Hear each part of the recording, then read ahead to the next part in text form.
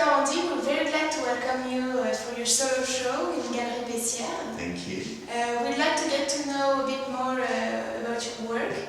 So, first of all, we see that your pieces of art are obviously abstract, but then when we get to see it better, we spend more time in front of them, we see that it looks a bit, it's talking with figuration as well. Could you tell us more about that?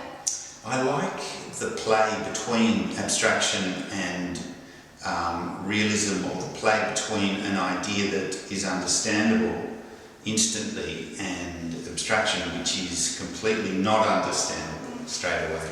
So I like when things are not so obvious and people start to guess.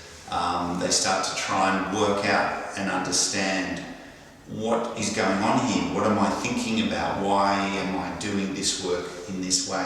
And I quite enjoy when people have that conversation within their own mind and they're thinking, what's that about? Is it something in particular?